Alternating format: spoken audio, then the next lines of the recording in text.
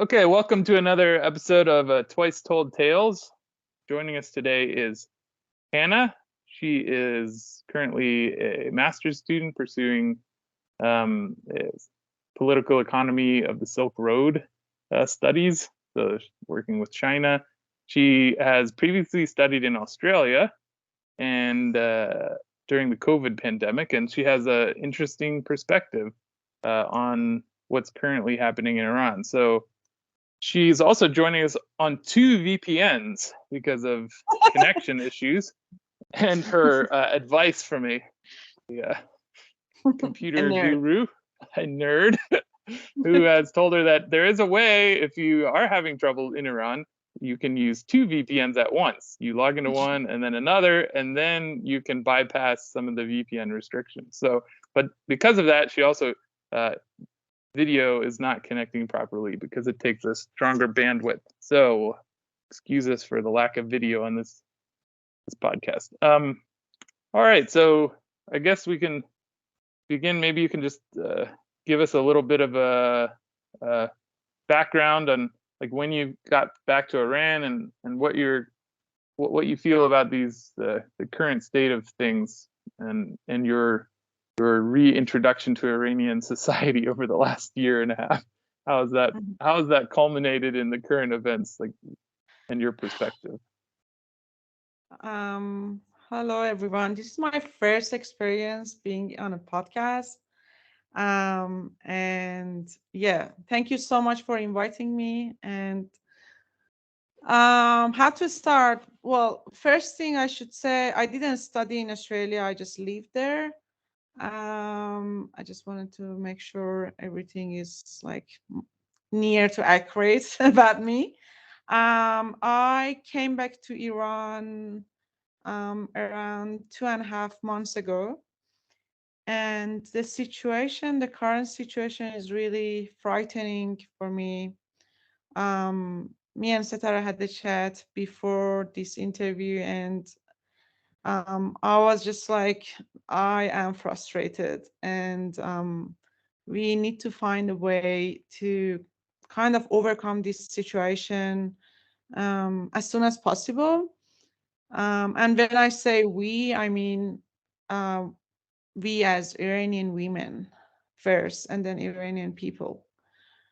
Because this is something as it's been introduced to all the countries around the world by something under the umbrella or banner of women's rights in Iran, which, it's a massive propaganda. And I would say the psyops of all the imperialist countries and any country that doesn't want Iran to exist is trying to, use any kind of sources or media to not, like to see this chaos and the uprisings or unrest or whatever you guys call it doesn't stop. It needs to continue until, I don't know, until the destruction of Iran or until whatever they're aiming to achieve. But this is what I'm 100% assured by these medias and these governments, that they don't want it to stop, and they do whatever they can to make sure it will continue. And right. What have your experiences been with the people around you when if you share that opinion with people who you who you expect to maybe understand that? Have you found that they understand that, or do you find that this, like, the propaganda inside Iran is almost as intense as outside? How would you describe that? Well, I think I would go back to 2020 when Sardar Soleimani was assassinated by the US. And back then, the reaction to this terror was one of the first really confronting moments for me, because I was shocked. I was shocked how people around me are receiving this news. Um, some people were happy, some people were numb. They were like, whatever, we don't care. It wouldn't affect our lives. It doesn't matter. Some people were kind of, I should say, not sad, but like disappointed maybe.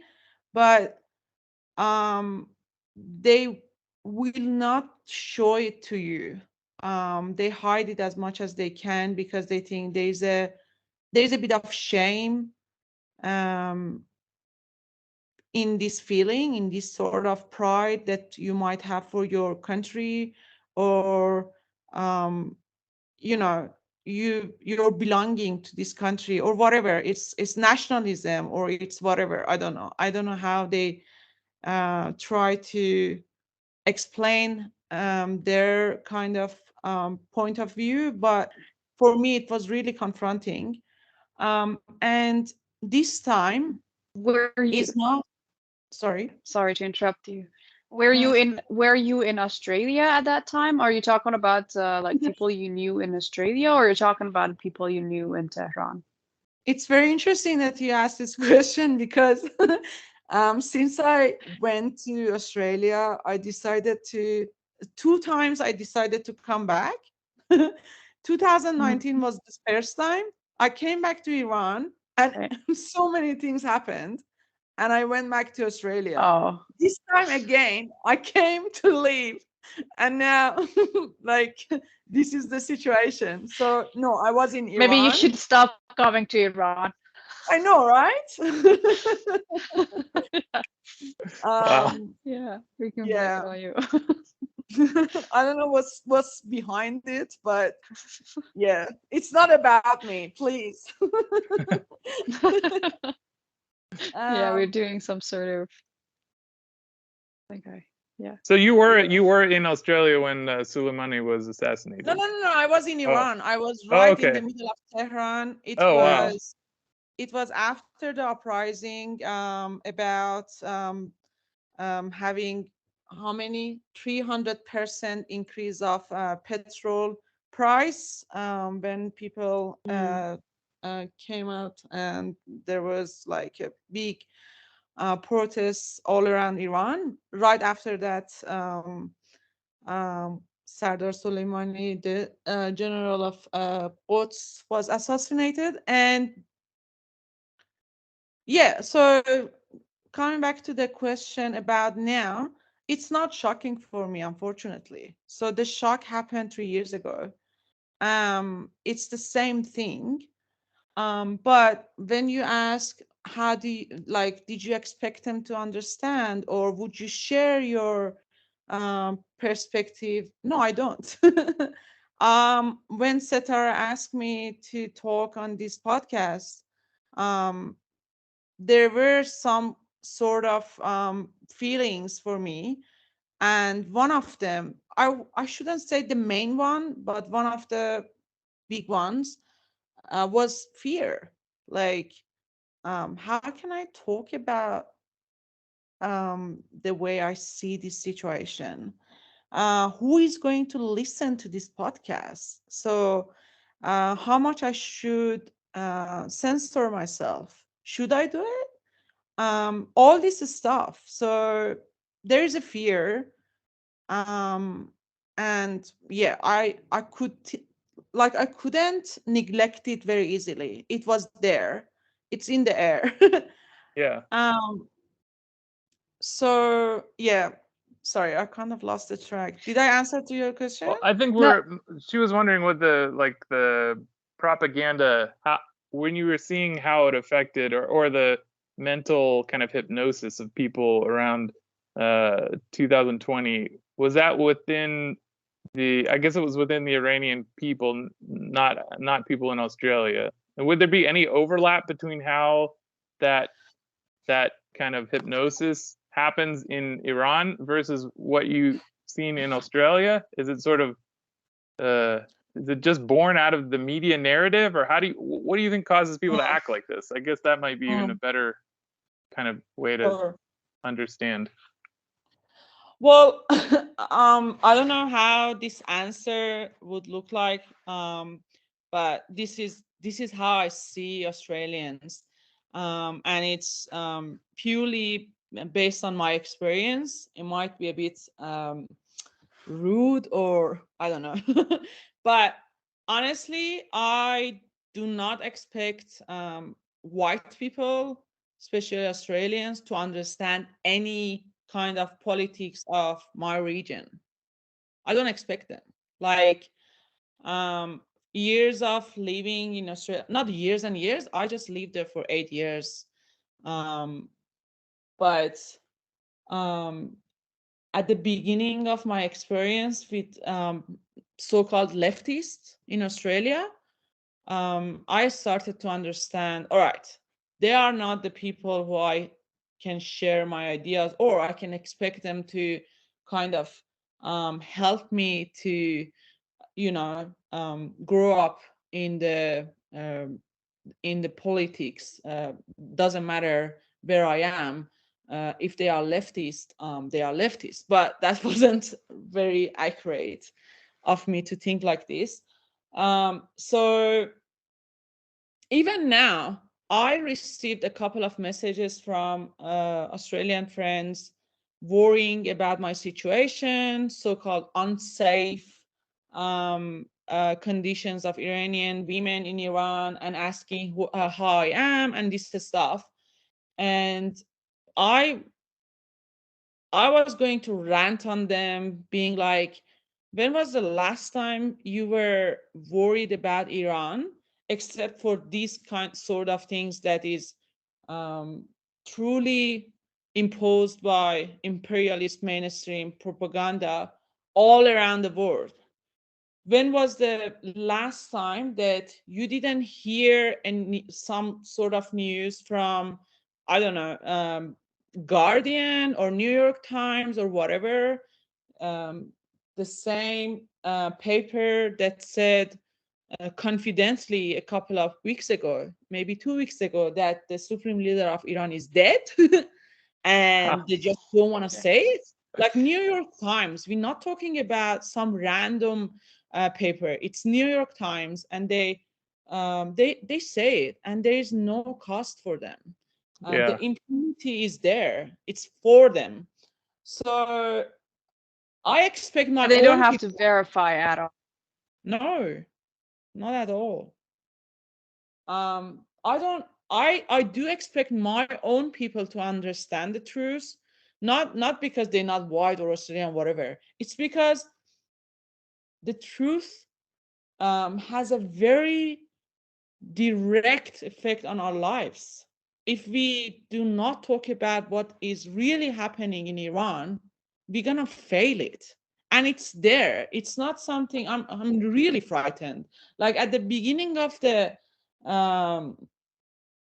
protest and stuff, I wasn't like I did feel bad about the situation, but at the end I was like, it's gonna be fine. But now when I see the big gap between the reality and how the media is covering it, it's massive. And then what will happen is what is happening, sorry, it's not will, it's already happening, is what the image of Iran is doing to kind of accelerate the process of destructing Iran. Like, so you show the image that Iranians all around the world, including Iran, is in the street, they're demanding their rights, they're doing whatever they can because they're so fed up, and this is the last time. Come on and join us. If you don't join us, we do not forget you.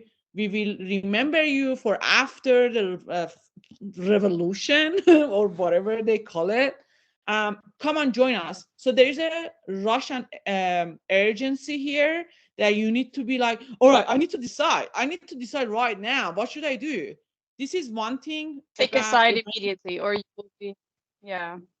Yeah, everything is immediate. Everything right now. You need to be like, which side of the history you are on, the right side or the wrong side. Exactly. This is about Iranians, but more important than that is about like Saudi Arabia, or I don't know, America, or European countries. I think what they want to achieve from this, because they know it's not real, right? But what they want to achieve is one, to prove that Iran is not stable to the friends of Iran. I think whoever wants to work with Iran will think, all right, Iran is not safe enough for me to kind of invest my money in this country. All right, I need to stop and I need to, rethink about my project. Another way is that I can prove it to you that your country is not safe, and we are doing it to you. So come and negotiate in a way that you're not equal with me. We have the upper hand, and you need to accept it. And it's gonna be even worse if you don't accept it right now. Again, the same thing. The moment that you need to decide, oh my God, everything is so dangerous right now. The southeast, the west, the tourists are there. Everyone is doing something. Iran is going to collapse in a minute. So I need to, I don't know, give up on my nuclear deal, whatever it's on the table. So I need to accept it. Otherwise, I don't know, otherwise, there is a lot of lines that you can put after this otherwise, that they want to kind of picture it like that. It's funny because if I hadn't heard you sorry, I'll just say this one thing, and then if I hadn't heard you like the beginning of what you were saying, all the descriptions of the propaganda you were saying is almost you could have been talking about COVID. Like that was all like the whole like it's the truth is an immediate threat to your family and you're around you, and the media is telling you something completely different from what you're experiencing. The rush to make a rash decision, like you have to join a side, you have to and the kind of overwhelming nature of it is really similar. So so Terry, you go ahead and say what you're going to say, but then maybe we could shift into how there's kind of from your experience in Australia to how there's a lot of similar threads to this experience. Yeah. Yeah, I mean, they're very like I can see the similarities. That's one thing that was like I think amazing, and I hadn't seen before. For example, in the previous protests and uprising, even in 2009, for example, when everything was really more intense than it is now. That and it's probably like, I mean, a big part of it has to do with social media, that people don't want to fall behind. They want to take a side immediately. And then you have a lot of people that come to you and urge you to take side. Like I've seen really crazy examples of people just messaging either celebrities or people who are just doing business on Instagram, that why haven't you posted about it? Why aren't you saying anything about it? And you don't let people to have their time, space to figure out what's happening, and then I mean, maybe they want to take a side or not. So this urge was, and I think that's really dangerous, because just with a click you can share something that doesn't really exist, and like fake news spreads like that. But before we go to like talking about the narrative and comparing the narrative of COVID and what is happening in Iran, especially in Australia and Iran, I just want to get a few things for our audience clear. Can you tell us about, I mean, if you want to share with us, can you tell us about what's your stance on the morality police and the mandatory hijab. And also I need to, because it didn't become absolutely clear for me that when you were talking that people around you did not understand, like they did not even understand what was happening to General Soleimani, or you were, the first time you were shocked, but the second time now you're not shocked. Are you talking about, like, how are you talking about people you knew in person? Are you talking about people you know on social media, or people you know in real life? Because I think that's also important to point out. Like, did you see other opinions, like something different also coming? For example, I would say that personally, I knew people with different ideas, but I don't know, like if when I take a look at the pictures of, for example, the funeral, it's very different from what the perception that I get from the people around me. I'm saying that as an example, not necessarily the thing, but it was, part of it was actually the thing that I also experienced, that you get an image on social media, and then even the people, the people you know in person, but then the image in the society, like you walk down the street and things can be very different. So can you also tell us about that? Sure. So the first thing about mandatory hijab, I am against it, and I have been actively. I mean, before going to Australia, couple of times I was arrested. I remember 1 or 2 times of them was not even about me. I was just passing by and saw some girls having issues with the moral police, and I, tried to help them, and I got arrested, and they didn't, which is funny. Can can you tell us, like, what happened when they arrested you? Did they take you to a police station, or what happened? Because that's Um, also something. yes, they did. So the time that I remember, I was in Haftatir train station, and that time I don't actually recall the year.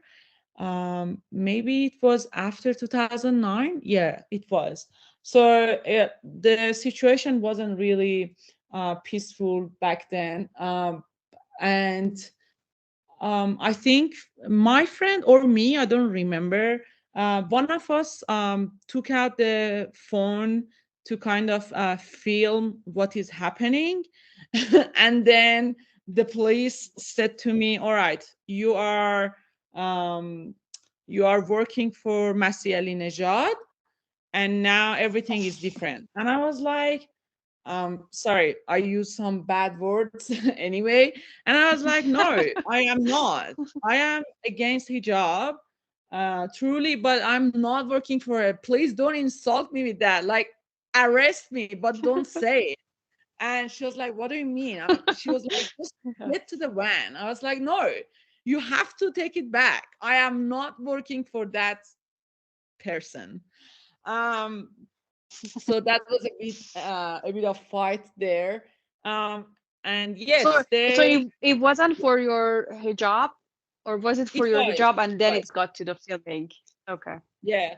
And I remember I called my sister. I said my outfit is not as they see it, is not really appropriate, so please bring me some other stuff. She was really angry with me, and she said this is the third time, or I don't remember actually. So I waited there, and she came. She brought me a better outfit. I wore it, and then I think they took a picture of me with a number, which was really interesting for me, and I was laughing, and she was like, "Why are you laughing? Everyone cries here." I'm like, "No, you guys are so funny." And Oh, that's you're why good. I'm laughing. I Yeah. laughed the whole time. Like, maybe some part of it was a bit hysteric because I was a bit nervous, but also I wanted them to be I don't know, angry with me or kind of agitate them. So it was a bit of interesting experience. You wanted to show strength. Oh, yeah, Yeah, kind of. wow, you are like a perfect example of someone who would cause like liberal Americans, probably Australians too, heads to explode because they don't understand that you can have nuanced views on this, and and let me ask you this question: did they beat you in the police station? No. Okay, so your sister was more likely to beat you than the police were in that case. No, she didn't, but she was angry. And it's interesting because only last week when we were talking, and it was at the beginning of, no, sorry, it's been 16 days now. So maybe 10 days ago. She actually turned to me and she said, why are you staying at home? If it was 10 years ago, we needed to beg you to stay home. And now you are here. Do you remember those crazy days? And I was like, yeah, fully. I fully remember those crazy days. I don't regret them. But no, it's a different person now. So But I is it that, or is it that you actually What? see the difference in what's happening now than then?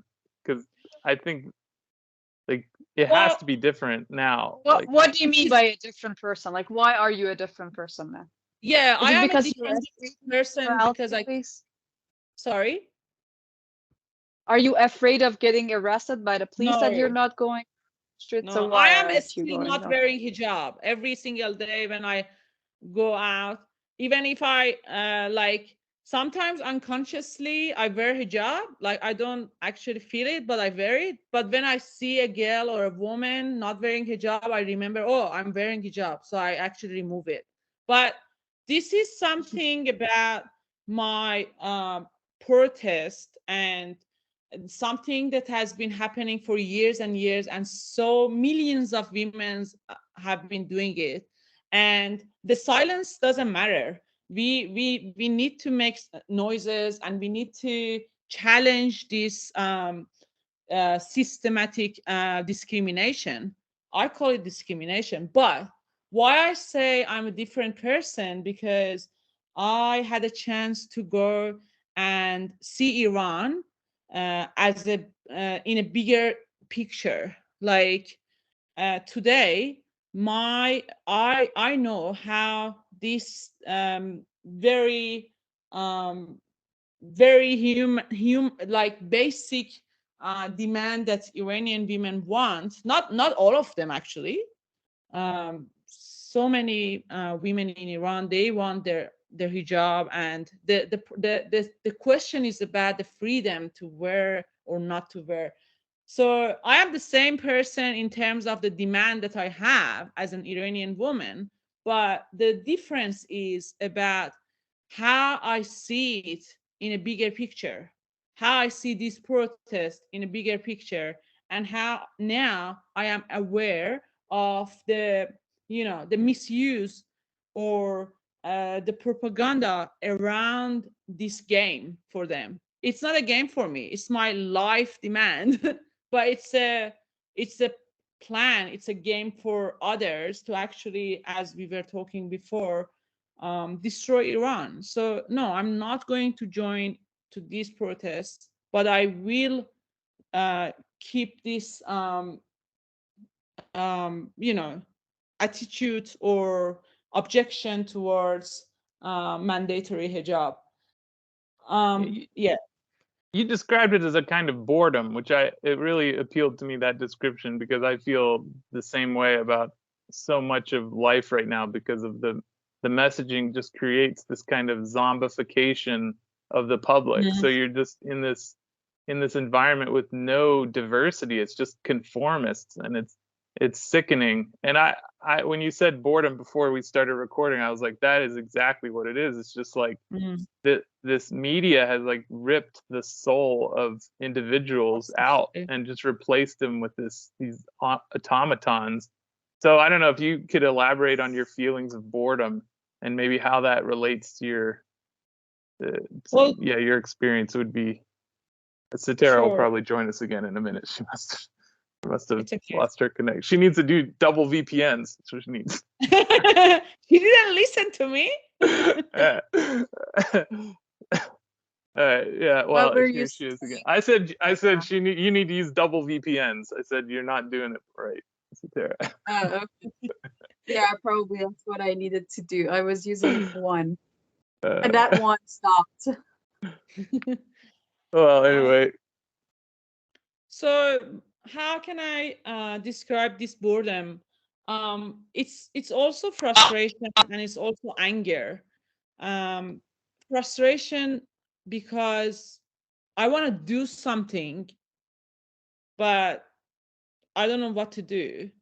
And it's boredom because there is a massive gap between what I see in the streets of Tehran and what I see in this, like with my own eyes, and then what I see in the street of Tehran with the camera of BBC Persian or Saudi International or others. Why boredom? Because they keep repeating what they want to say to us, which is, please come out, please, you can do it. Look, there are so many Iranians out of Iran, and they are organizing protests to, I don't know, show solidarity or whatever. This is a very big word for this situation, but this is how they sell it. But then you compare the numbers that they come to the protest. Someone tweeted a funny thing. They said they keep saying to us that we need to keep the line, and when they say line, I think they might mean picket line or whatever. I don't know, but just keep the line in Tehran. You can do it. You can do it.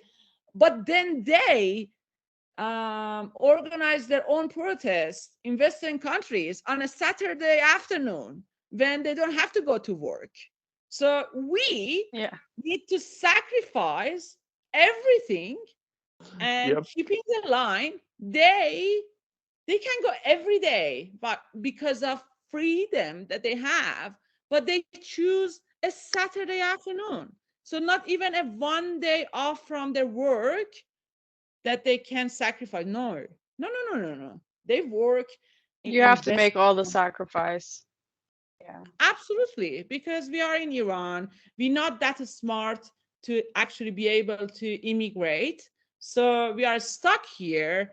And the only way to free ourselves is ourselves. No one is there to help you unless you perform as good as you can. Then we can convey this message to our leaders, which is the US, or I don't know, Joe Biden today or yesterday. He said we imposed, what did he say? The hardest or whatever sanctions on Iran if they want to continue to oppress the protesters. He even mentioned about Sharif University. Very interesting. Anyway, so go to the street, do this on a Saturday afternoon. If there was no rain, if it wasn't so cold, we go out too, and we, I don't know, cut our hair or whatever with, and some part of the protest they raise Iranian flag, some other part they are separatists. So it's There's a another beautiful flag. There's another flag that's been at these protests. Do you know what other flag has been at these protests? Can you the guess US what other? Oh, the Ukrainian flag. Oh yeah, So absolutely. So because it's the same propaganda injection it's a that goes beautiful into the brain. diversity. I don't understand what you're talking about. Ukraine and separatists. Why not? It's a diversity. Diversity of propaganda campaigns. Diversity of propaganda campaigns. Absolutely. Right? Like the issues. It makes me so sad because imagine how much individual thought and creativity and effort of humanity over the last 2 years, if you include all the psyops, the COVID, the Ukraine, the Iran now, all that, if you just removed that from people and just let them do their thing instead of like pushing and pushing and pushing. I mean, how many inventions and how many, lives were lost and future, like, human capital was lost in that. And I can hear it in your talking that you are a true leftist and you really do understand the dangers of capitalism. And I think this is one of the things in the end stage capitalism that happens is, like, because capital has so much control over society that you end up just smushing humanity out with, in any way, physically, but also mentally. It pushes people down. And that's what we're seeing now in this boredom is just creating this kind of like weight, just like pushing down on the working class and preventing anyone from thinking. It's suffocating. But yeah, so I don't know if you have any other thoughts on that. When we talked before, I really appreciated your discussing being a union organizer and part of and working in that space. So maybe we could talk about that too. Because I think the perspective of class is really important. Actually, Satara and I in the last podcast were talking about the difference in class representation in the various protests that have happened in Iran. And we can just pick the three, the 2009, 2019, and then today. It's very interesting to look at how class has worked in each of those. Like 2019 is a very interesting example because everyone is affected in the working class, especially because they have the least disposable income. So when the price of fuel went up 3 times, the people who had no money couldn't use fuel anymore, and it really restricted their lives. But the rich people could just do whatever they want because it doesn't matter. Okay, a couple extra bucks, who cares? And in this case, it's also similar because the working class women are the ones that are harassed by the morality police the most, or the guidance patrol. I prefer the actual translation. The guidance patrol harasses them the most because they're the ones on the public transportation. They don't have their Uber. They don't have their own driver or their own car. So, and then the rich parts of Tehran are the ones that nobody's wearing hijab anyway. And so the guidance patrol has just given up on them and they don't even go there. So you have these little pockets of Tehran where people are allowed to basically walk around without head covering on anyway. And it's those people that are then driving the protests, and the foreigners who live in countries that they've left and they don't even have to do. I mean, they're in a totally different culture now, and then they're somehow trying to influence and tell people in Iran to do things that influence their own lives. It's so complicated that I think when someone in the West is hearing about this, it's just so much easier to say, well, I don't like wearing something on my head, so they shouldn't have to wear something on their head either. That's that. And so I think it would be nice to like discuss the diversity in that experience, because you obviously are like perfect person to talk about that. So I'll just let you reflect on my rant there. No worries. So I think even now I have a very clear stance on where I am right now about these protests. I do not agree with them and I condemn them because this country is not going to get more progressive or see more development when these uprisings are happening. It's actually vice versa. So the opposite way would work. But I think even now that I do not agree with what people in Iran are doing, with people who are outside of Iran, is not exactly the same way that you described. People, when they immigrate to other countries, actually everyone goes to Western countries. No one goes to the East.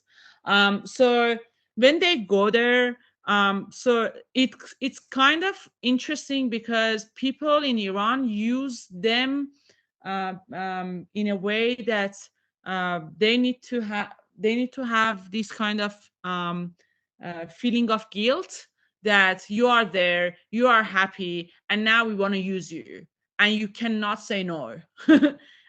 So it's not like it's not the opposite way, like, oh, you guys shouldn't wear hijab. Like Iranian women, they don't take bullshit, even those that I don't agree with. Like everyone is so political here, everyone is so aware of whatever. Yes, the knowledge they receive is from Saudi International or whatever, but at the same time, if you see them in real life, like when they go to work, when they take train station, when they are in the community, the way they interact with each other is actually very interesting and advanced. So they're not going to trust someone because only they are in the US. So they trust their kind of demands because they trust their history of wanting the freedom for hijab. I think this is how they actually use those people. That's why when Masih Alinejad goes to New York Times and say, I am a CNN, sorry, I am leading this protest, even the most how can I say it, like the ones that they don't care about anything The strongest unless opponents. yeah, the opponents, like whoever like hates Sayyid Ali Khamenei or whatever, even those people, they're like, what, you're not leading us, no way. Who are you? Like, you can see this objection from everyone. Like Masih Alinejad, after that interview, everyone is questioning her, who are you? No, we are leading this. I don't agree with them. I don't think they are leading this. I wish they were leading this. Like, I would join them if I was thinking Iranian women are leading all these protests. No, but at least the way they react to this claim that I am leading this protest, they're like, no, get out of here. We are using you because you are sending the message. That's it. So this is one thing that I wanted to say. And so do you know yeah, you go, Satara. Sorry. Yeah. So do you know a lot of women who are taking part in the protests? No. Whoever I know, And they want to go. So that's why I'm saying very few people I see even in the footage of Iran that they go actually to the protest. Maybe it's because of the age, because I don't actually know, but I heard there are more younger women, like around 20 or 21 or something like this.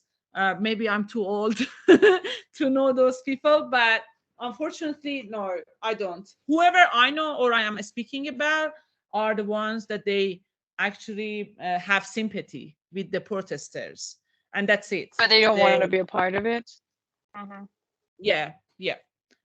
Or at most they kind of show solidarity in online activities and stuff, which I think it's very important, because the image of these protests are more important than the reality, because this is the image that everyone is selling to the to whoever doesn't want Iran to exist. So I have this image, and when I say image, I mean the hashtags, I mean using millions and millions of numbers for having the trend of Iran on Twitter, or when we talk about the deaths or whatever they can use as something very simple to sell and to show Iran is in a very chaotic situation. So you can attack police in southeast, you can activate separatists in west,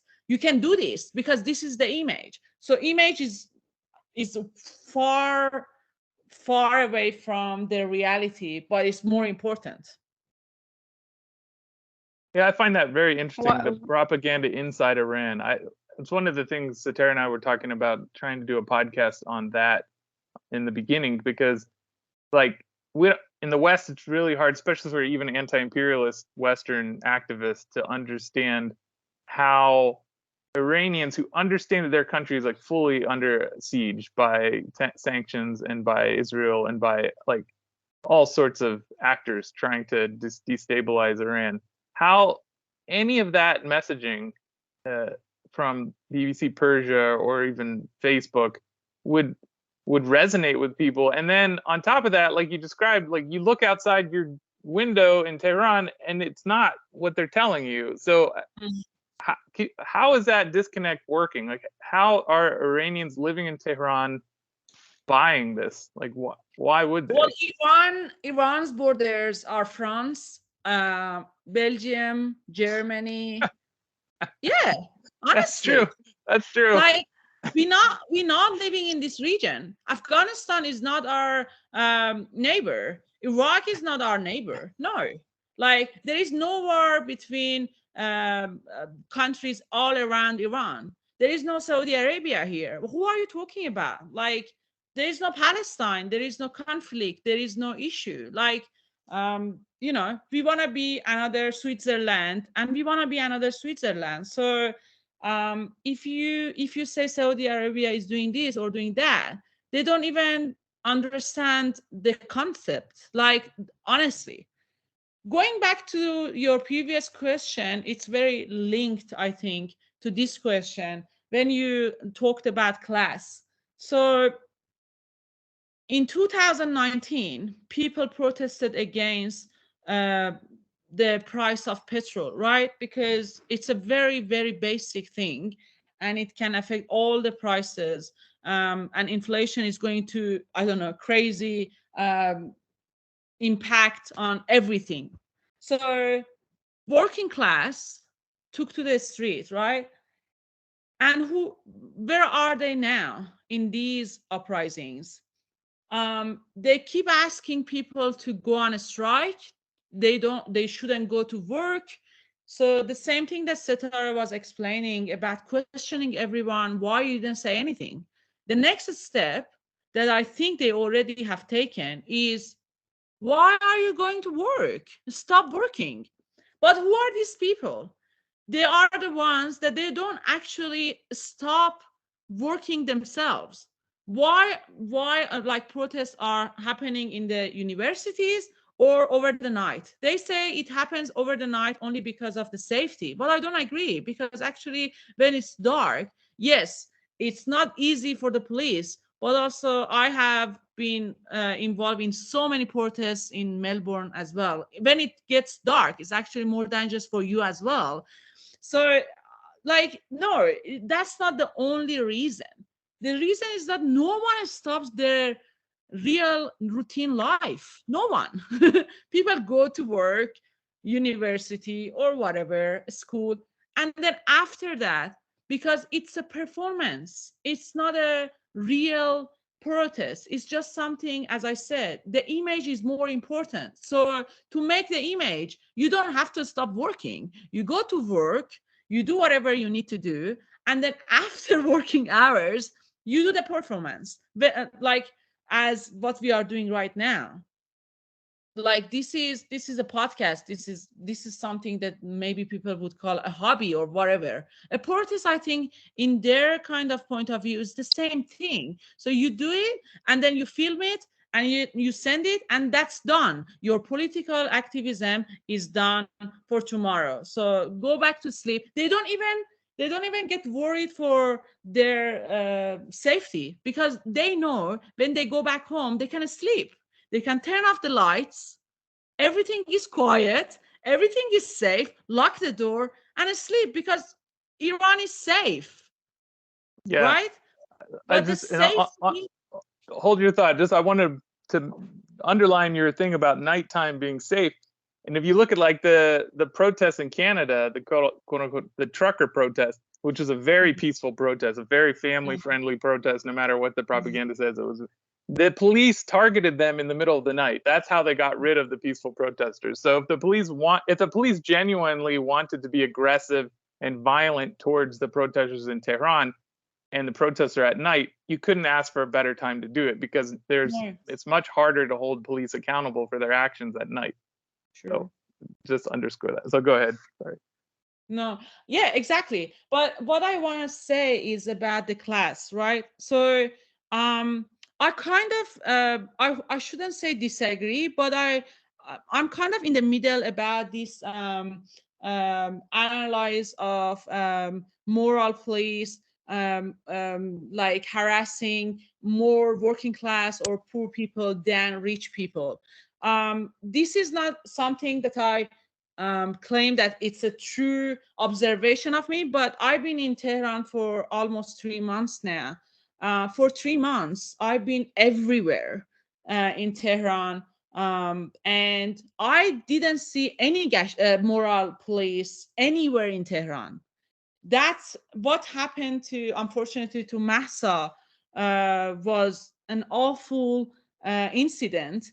So because my observation is different from what people say, which as I said, I don't disagree, but it's kind of, yeah, it's a bit confusing for me, because I didn't see any moral police anywhere in Tehran, not only in working class suburbs or middle class, and not in the north. Even before the protests? Even before the protests, because yes. Some people,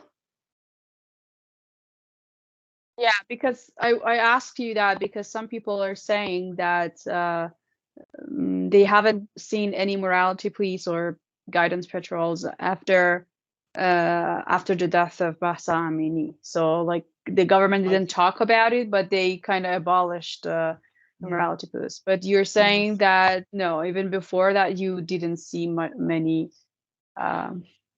The reason I am saying it is not, I'm not saying they don't exist.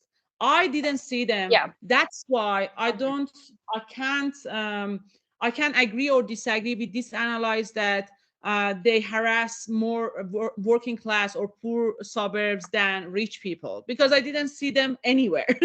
So yeah, but the thing about that is that, for example, rich people usually use their own car. They don't take the subway, for example, or the bus to, I don't know, work or the park or to places they want to go, right?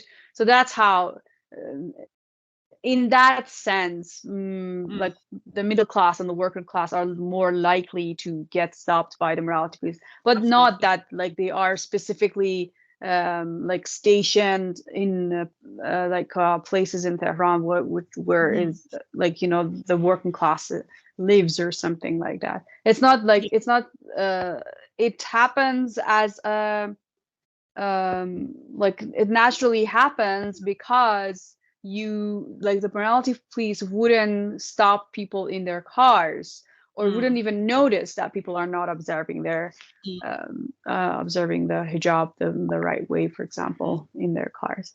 But it's also that this is something that I have heard and kind of have seen, that there are places in Tehran, like especially in the wall-off areas in the north of Tehran, where the dress code is like really relaxed and you would never see morality police. But it doesn't mean that it's only there. Like you said, it's not like you walk I don't know, like walk in different neighborhoods of Tehran and there is morality police like everywhere, but not the wall-off areas. It's not like that. I mean, they are everywhere, but that's how it works. Yeah, but that's a point. I mean, it's class is an element, but it's not a big element of what is happening. This is exactly what I mean when I say I don't agree or I don't disagree, because it's based on my observation, and observation or lived experience cannot be the main reason for you to kind of join a side. But going back to the question, look, this, like the famous slogan of this protest is women and the woman, life, freedom, right? So there is, I cannot see any demand in this slogan, first. Second, That's the, true. the root of this chant is actually coming from Kurdish resistance in Syria. Really? So, yes. Oh my God. So this is from Kurdish in Syria, in Rojava. But the way that Kurdish have been selling the women resistance or woman revolution, this is coming from there actually. But the way they're selling it is that we were resisting ISIS, Assad, and the US, which is not true. They became soldiers for imperialism in the region after a while. I'm not saying at the very beginning, no, we can't say that. But like after a while, this actually organization became, another pack of soldiers for imperialism with the cover of woman revolution and stuff. So, and it's not only that, but the propaganda that enslaved those people to be imperialist soldiers leaked out into the Western world. And so Westerners would be like, oh, I want to stick up for the communists, feminists. And they went and they sacrificed their own lives for the imperialist troops because that leaked out. And that happens in a lot of these psyops where it like impacts and it collects like recruits from unexpected pockets around the world. But that's a great example of that intense like manipulation actually affected people outside as well, and they came and joined. They are stealing Syria oil. 80%. 80%. Like this is how Kurdish people are literally stealing and helping the US to get the oil out of Syria. Like these women, women rights demand that they put also for Afghanistan. What happened when just a couple of days ago, our Afghani girls, they were killed in the worst way I can even imagine, in a very young age at school. Like, where is the, like, I don't want to do this hijabatism, how about this, how about that, because if we start this kind of questioning, like this is a very funny, it's gonna be a very funny end for this, because I know where I'm standing, and I know how reluctant Iranian women, middle class, are about actually women rights. So when they get this slogan from a Kurdish resistance in Syria, what they actually, I literally asked in a space in Twitter from someone, what does that mean? Woman, freedom, life. What does that mean? What do you want? Like, why you don't have a very objective demand from the government? This is what we want. Like me and Setar, we are living in Iran and we are against morality police, right? So we want to get rid of morality police. Same thing that happened for Black Lives Matter. I don't agree with that campaign. It got really liberal at the end, and it was very predictable, but whatever. So Black people are being killed. And then what people want in the street is put an end. Put an end to the deaths of Black people. Very clear, very direct demand. This is what we want. But why they don't ask this from Iranian government? Because that's not a trend. It hasn't happened before, and they know that will not happen again. So they cannot make a demand that is very easy for the government to make sure and to kind of promise that it won't happen. They know it won't happen. So they cannot say Black Lives Matter or women's rights, women's lives matter in Iran, because they know it's not gonna be. They tried. Sorry? They actually tried selling this slogan of women's right or Iranians lives matter or Iranian women's lives matter, but nobody bought Nobody that at cares. all. I mean, they, But I yeah, think because there's an that doesn't make important any sense. there's an important part of that Black Lives Matter propaganda is that like the initial thing was for the death of individuals, and they would talk about them and they would say, you know, the media shouldn't be ignoring them and whatever.